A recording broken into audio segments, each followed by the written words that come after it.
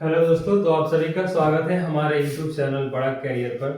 तो आज हम लोग केमिस्ट्री का जो आज एग्जाम हुआ है उसका आंसर की मिलाएंगे।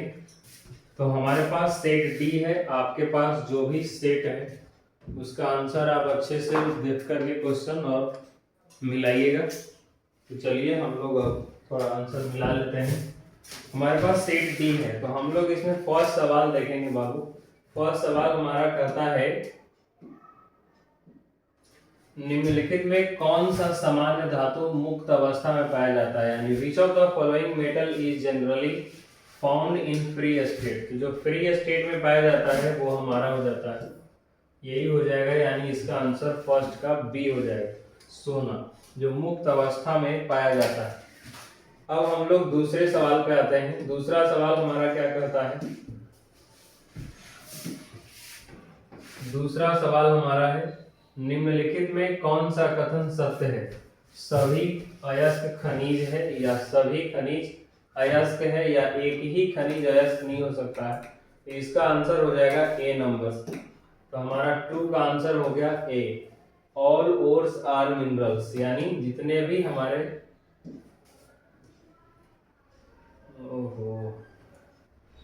कोई बात नहीं, यानी which of the following statement is all ores are minerals. तो ए हो गया हमारा दूसरा का आंसर।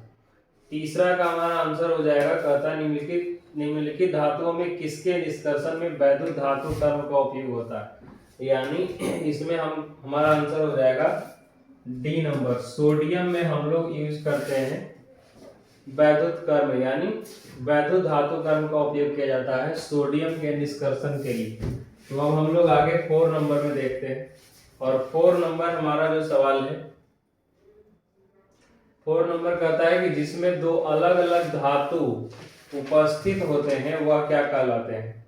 2 अलग अलग जिसमें धातु उपस्थित होता है वो कहलाता है कॉपर पाइराइड, यानी 4 का आंसर हो जाएगा आपका डी, ऑप्शन नंबर डी हो जाएगा 4 का। तो ये हमारा आंसर हो गया 4 का डी, 4 का डी हो गया। 5 नंबर देखते हैं। 5 नंबर सवाल क्या कह रहा है? 5 इसमें दिया हुआ है 1s2 2s2 2px1, यानी इसमें देखना है किसका इलेक्ट्रॉनिक विन्यास है। 2 2 4 3 7, तो ये इसका आंसर हो जाएगा नाइट्रोजन का। ये हमारा हो गया नाइट्रोजन, 7 होता है उसका। अब आगे देखते हैं। 6 नंबर सवाल कहता है कि निम्नलिखित में कौन सा ऑक्साइड हंसने वाला गैस है, यानी जो हंसाने वाला गैस होता है वो कौन सा ऑक्साइड होता है? लाफिंग गैस यहाँ पूछा गया है आपसे, तो इसका आंसर हो जाएगा बी, नाइट्रस ऑक्साइड। हमारा इसका आंसर बी हो गया। 6 का आंसर बी हो गया। 7 नंबर, निम्न में किसकी बंधन ऊर्जा सबसे कम अधिक है, यानी हाईएस्ट बॉन्ड एनर्जी इसमें पूछा जा रहा है आपसे। तो हाईएस्ट बॉन्ड एनर्जी होता है सल्फर, सल्फर का, यानी हो जाएगा हमारा इसका ये हो जाएगा बी नंबर, 7 का बी हो गया। 8 नंबर क्या कह रहा है आपसे सवाल? 8 नंबर कहता है इसमें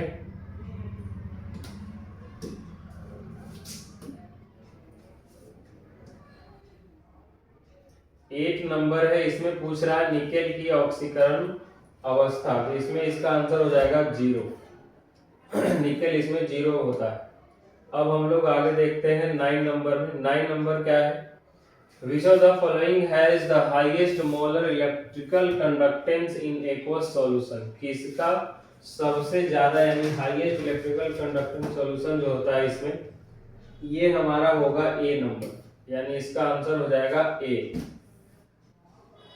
तो आप लोग इसको मैच करिए ए।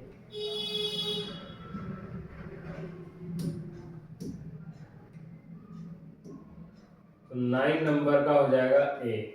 आज हम लोग पीडीएफ फॉर्मेट में खोले हैं, इसलिए थोड़ा दिक्कत हो रहा है। अब हम लोग देखते हैं आगे 10 नंबर सवाल हमारा क्या है। इसमें थोड़ा सा सवाल अच्छा दिखता है, इसीलिए इसको करें। 10 नंबर कहता है इसमें क्या, K2FeCN6 का आईयूपीएसी नेम पूछ रहा है 10 का। तो इसका आईयूपीएसी नेम हो जाएगा पोटेशियम हेक्सासाइनोफेरेट, यानी जो 3 वाला है वो होगा।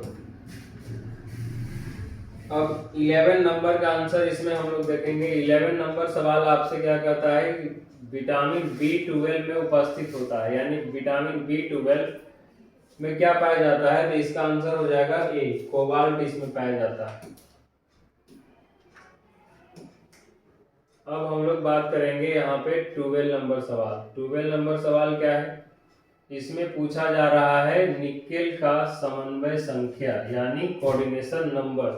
तो 12 का आंसर हमारे पास हो जाएगा 6 होगा इसमें निकेल का। तो 6 आप इसको मैच कर लेंगे।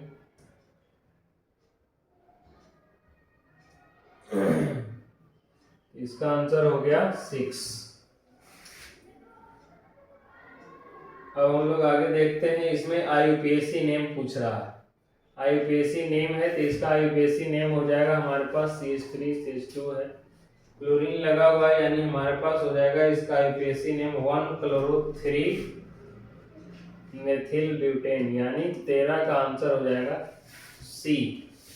अब हम लोग आते हैं 14 में।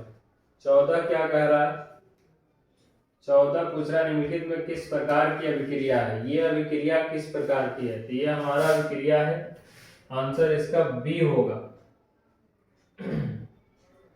यानी बी होगा नाभिक स्नेही रिएक्शन, विस्थापन, जिसको हम लोग क्या कह रहे हैं, न्यूक्लियोफिलिक सब्स्टिट्यूशन रिएक्शन। तो 14 का आंसर बी हो गया। 15 का क्या कह रहा है, निम्नलिखित में कौन सा ऑर्थोरस फास्फोरिक अम्ल है। तो 15 का हमारे पास आंसर हो जाएगा, आपका हो जाएगा आंसर बी, H3PO4। तो H3PO4 हमारा आंसर हो जाएगा, आप यहाँ लगा लेंगे 15 में H3PO4 होगा। 16 कहता है इसकी संरचना कैसी है, तो इसकी संरचना होता है वर्ग तलीय यानी स्क्वायर प्लेनर होता है। एक सी आप लोग देखेंगे आपकी कॉपी में ये सब जरूर होगा, क्लोरीन का बनाया हो, इसीलिए इसको वर्ग तलीय बोला जाता है। इसका स्ट्रक्चर हम लोग पढ़े भी हैं। 16 का हो गया सी नंबर सवाल, C answer square planar. 17 number सवाल करता है निम्नलिखित में कौन हाइड्रोजन धनात्मक अवस्था प्रदर्शित नहीं करता है, यानी which of the following hydrogen does not exhibit in positive oxidation state. तो हमारा आंसर हो जाएगा फ्लोरीन। फ्लोरीन सबसे हाईएस्ट नेगेटिविटी इलेक्ट्रॉन है, उसका इलेक्ट्रॉन नेगेटिविटी सबसे ज्यादा फ्लोरीन का होता है, इसलिए 17 का आंसर हो गया हमारा डी। 18 कहता है निम्नलिखित में किसका बंधन कोण सबसे छोटा है। बॉन्ड एंगल पूछा जा रहा है इसमें, जिसमें बॉन्ड एंगल हम लोग देखेंगे, इसका हमारा आंसर हो जाएगा डी, H2TE। तो हमारा कहाँ तक हम लोग का हो गया, यानी 18 नंबर हो गया सवाल।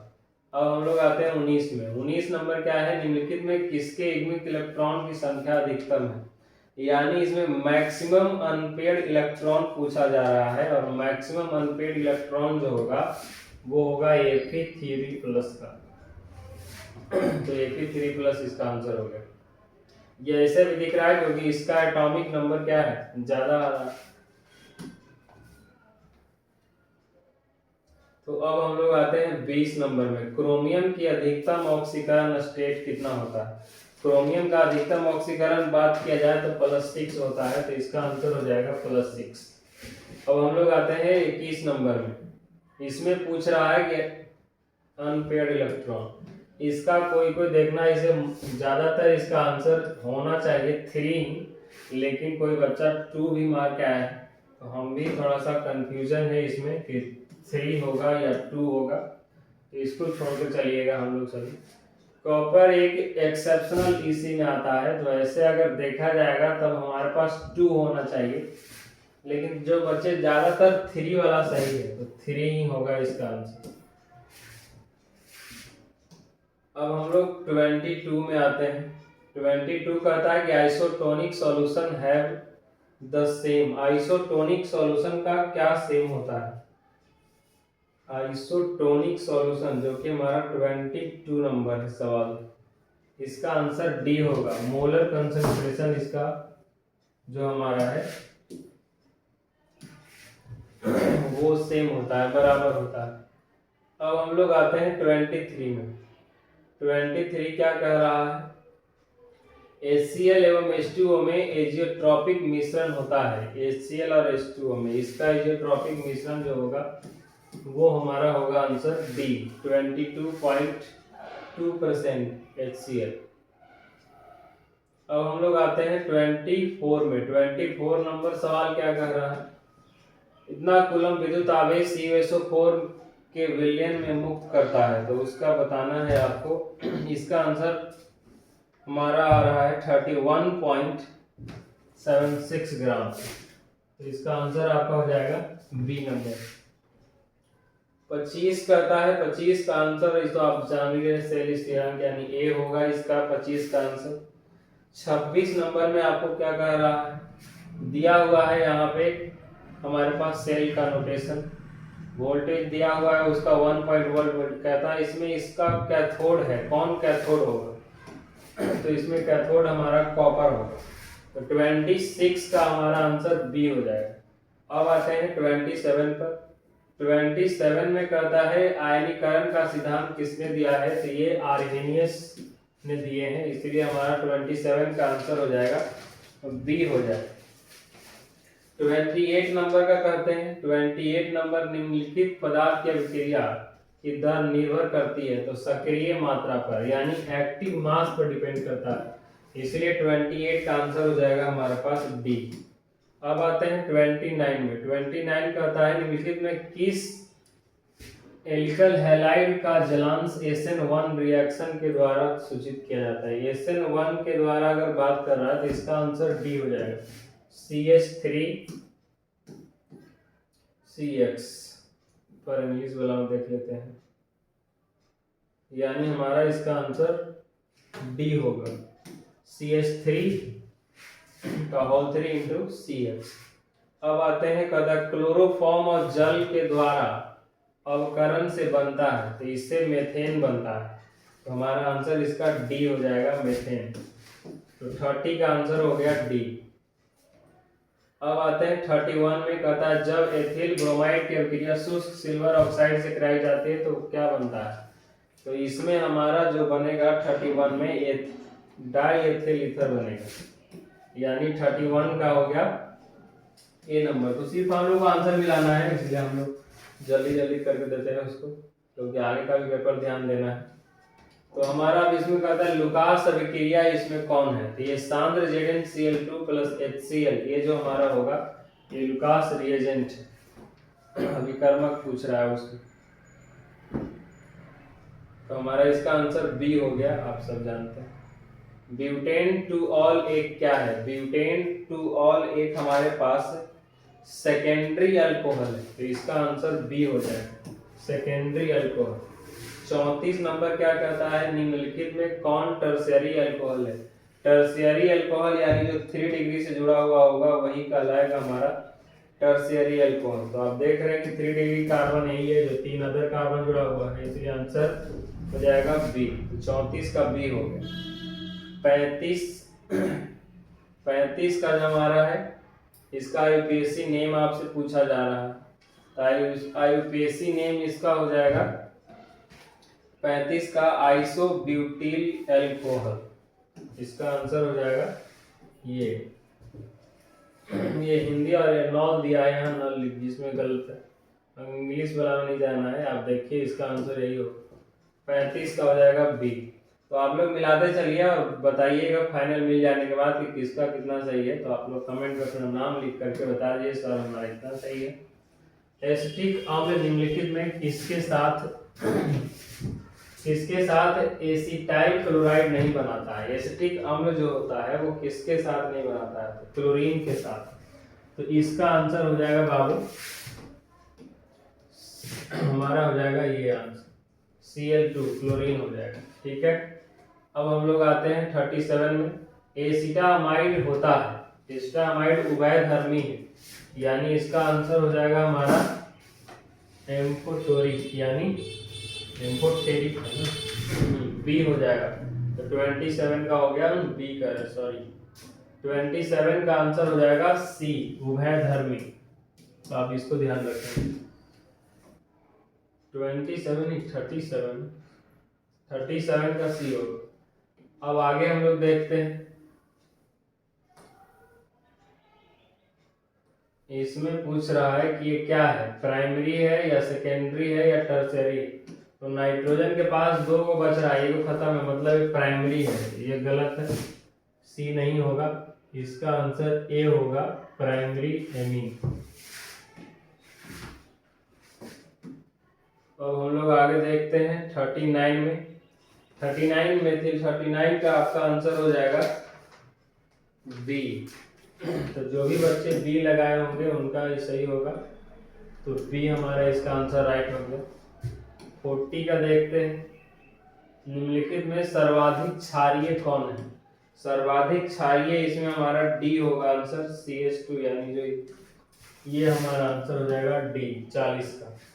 अब आते हैं आगे देखते हैं 41 में, प्रोटीन की हेलिकल संरचना निम्नलिखित में किसके द्वारा अस्थायी होती है, यानी प्रोटीन का जो संरचना किसके द्वारा, तो वो हाइड्रोजन बंधन यानी H बॉन्ड के कारण होता है। 41 का डी हो गया। 42 कहता है निम्नलिखित में कौन कीटोहेक्सोज है। ये कीटोहेक्सोज इसमें हमारा होगा बी नंबर, फ्रुक्टोज, तो बी आंसर हो गया। 43 को देख लेते हैं। 43 क्या है, निम्नलिखित में कौन प्रथम कोटि की अभिक्रिया नहीं, तो कौन प्रथम कोटि की अभिक्रिया नहीं है, इसका आंसर बिल्कुल सही है, बी होगा। अब आगे आते हैं, बड़ा हो गया ना, इसको थोड़ा छोटा कर लिया जाए।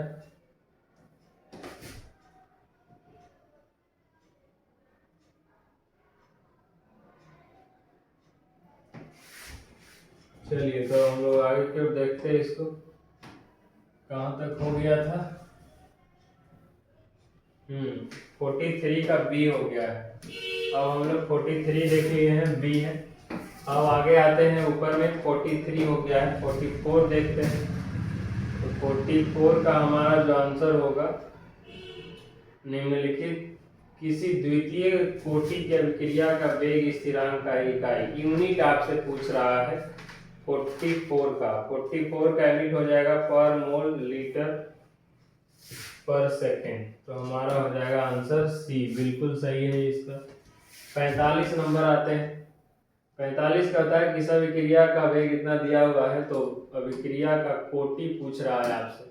तो अभिक्रिया का कोटि आप जानते हैं, इसको जोड़ देना है, तो हाफ हाफ है तो 1 हो जाएगा, तो 45 का डी आंसर हो गया।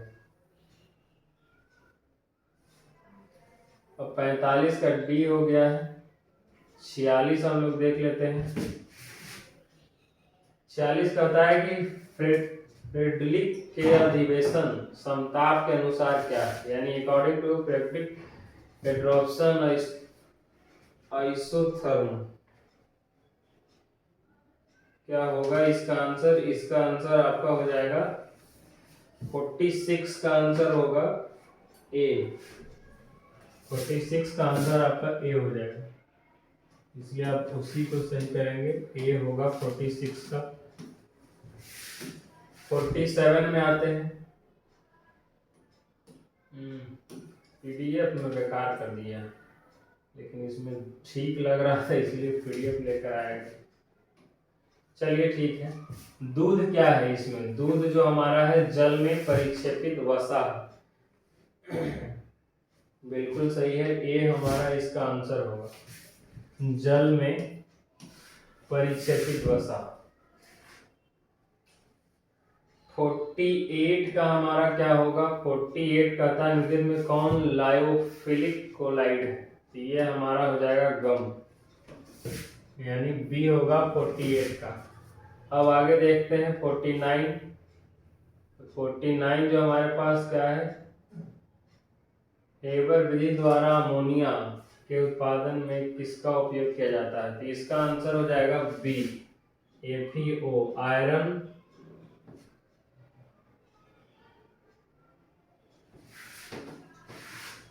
इसका आंसर होगा बी। तो इसका आप लोग बी लगा लीजिए। अब आगे देखते हैं 50 विटामिन जो खून को स्तंभित होने में प्रमुख भूमिका निभाता है, कौन सा विटामिन? विटामिन के होगा इसका आंसर डी। तो 50 का आंसर डी है। हम लोग आगे देखते हैं। आगे कहता है 51 का आंसर जो आपका हो जाएगा वो ए होगा। 51 का आंसर ए है, डिसइंफेक्टेड लिखा है। 52 कहता है इसमें आपका 52 का क्या है?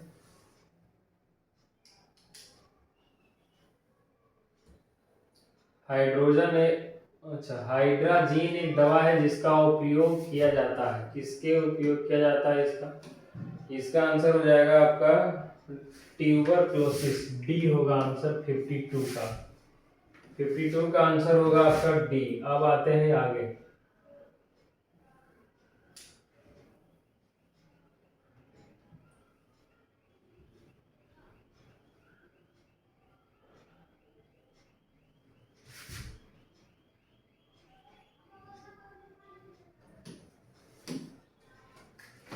फिफ्टी टू हो गया था। 53 का हो जाएगा आंसर इनमें से सभी। निम्नलिखित में कौन एक एल्कालाइड है? सभी हो जाएगा। डी आंसर इसका होगा। 54 का देख लेते हैं। 54 जो हमारे पास है, निम्नलिखित में कौन प्राकृतिक रबर है?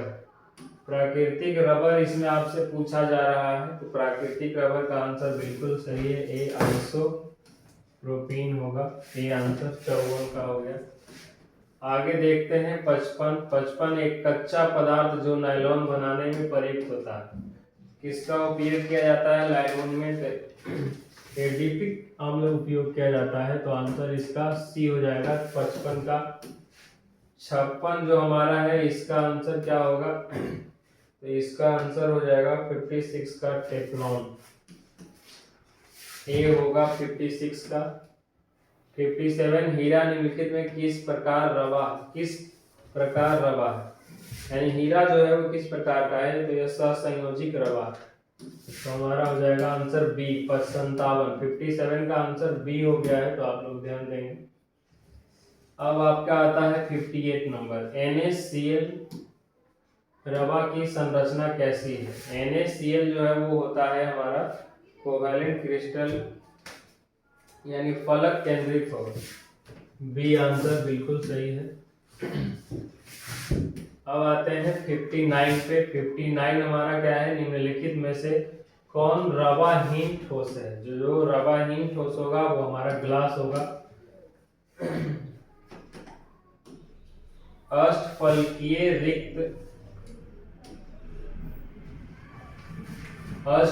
रिक्त कितने गोलों से घिरी होती है? तो ये हमारा 8 गोला से घिरा, 6 से घिरा होता है।